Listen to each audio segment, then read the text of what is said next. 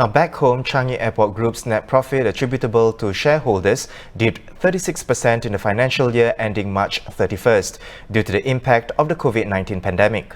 Well, CAG said even though the group had performed well in the first 10 months of FY 2019-2020, business conditions deteriorated sharply in February as the outbreak started to spread globally. Total revenue for the financial year increased by 3% from $3.04 billion in the previous financial year due to the opening of Jewel. Well, the impact of the pandemic has hit CAG hard across the board. Passenger traffic at Changi had plunged 33% in February and 71% in March compared to a year ago. As a result, for the first time since 2008-2009, when the global financial crisis hit, Changi Airport saw passenger traffic decline by 5.1% for the year. News editor at the Straits Times, Karam Kaur, is back on the show. Good to see you again, Karam. Karam, these numbers from CAG are for the year ended March 31st, meaning it saw little damage from COVID-19. How much worse can we expect CAG's profits to be next year?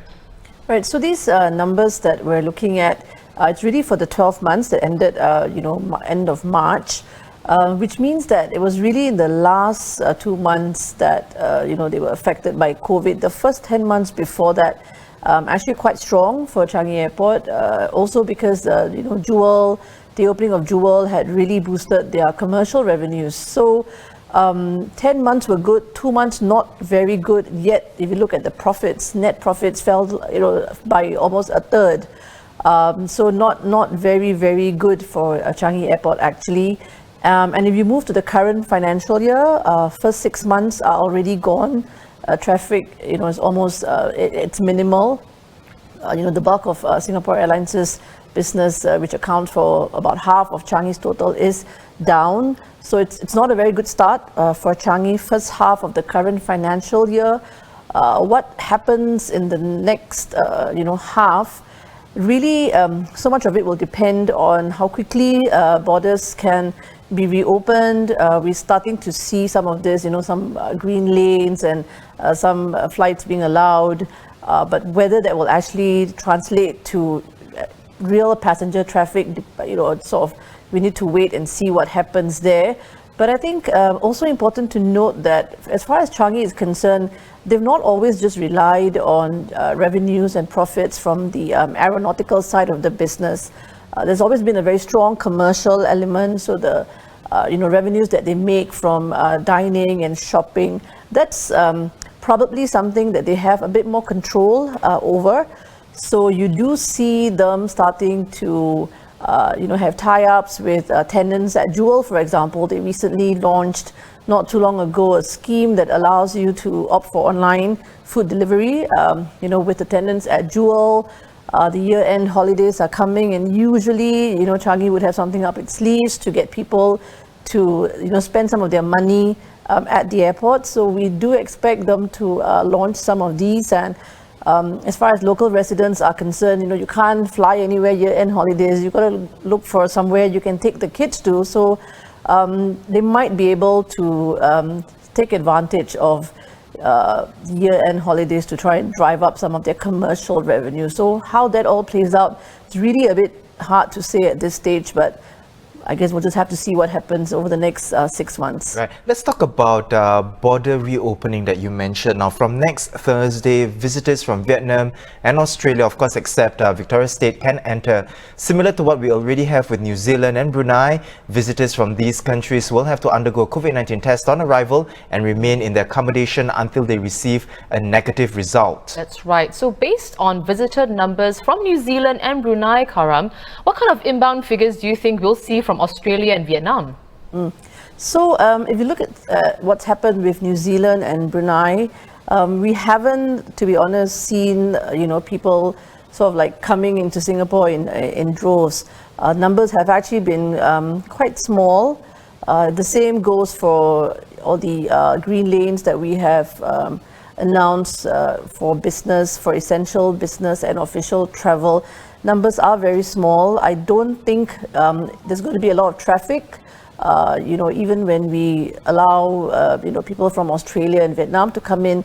And I think predominantly that's because although we do welcome them to Singapore, what's happening is that when they return home, there are restrictions in place. So in Australia and New Zealand as well, when the residents return, they still have to do a 2-week quarantine, a 14 days quarantine, and they're not allowed to do it at home. So they have to serve that quarantine in a government dedicated facility and pay for it. It's something like $3,000. So it's, because of those restrictions, I don't expect to see people really coming in, droves. But I think what's really more significant is that it is a very important first step. It is a unilateral move on the part of Singapore, but it is a very important signal, to these countries that we have decided we can afford to, ease some of our border restrictions with that. We welcome your residents, to Singapore. We have faith in your healthcare systems, in your, COVID management measures. And I do think that when these countries are ready to allow their residents to travel, the hope is that Singapore will be at the top of their mindset. So it will take time. You're not going to see the numbers move very much, but I do think it's a very important first step. Right. On another aspect, which you mentioned as well, you talked briefly earlier on about SIA's new offerings, a dining experience inside an Airbus A380, first and business meals delivered to your home, as well as a tour of SIA's training facility. Now, do you think these will attract people, and which would be the most popular, you think? So, there's definitely been a lot of interest in this. Even before the actual announcement was made yesterday, I think some of the numbers were leaked. So 3 things that we're looking at really. One, the meals delivered to your homes, and that's $448, if I remember correctly, for 2 people. But the food is delivered to your home. You have to obviously heat up and all that. Then there's another option if you want a business class meal for 2. That's $288, excluding GST. People we speak to, I don't necessarily think that that's going to be popular, but it's not really a product that's tailored for the masses. So that really is catered to a very small niche group of SIA customers. But I do believe that the meals, the lunch in the Airbus 380, that starts at $50 per head. If you want to sit in the economy cabin, you get to watch their in-flight movies. You just get to hang out in the aircraft for about 3 hours. I think that you probably would see some good amount of interest. And then if you talk about the training facility, they are opening up their facility. You can do sessions in the simulator, aircraft simulator. You can do tours of the facility. There's even like a grooming workshop. If you want to sort of, learn a bit more about how to achieve that SIA girl look. There is a package that allows you to do that. Not so unreasonably priced. Also some programs for children. They get to sort of be like a cabin crew for a day, and then they get to take away some souvenirs, including the SIA kabaya.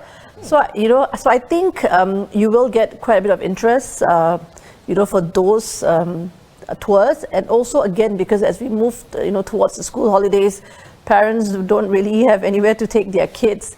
I think these are the programs that will be quite well received. Right. Well, thank you. As always, Karamjit. We've been speaking to Karamjit Kaur, news editor at the Straits Times.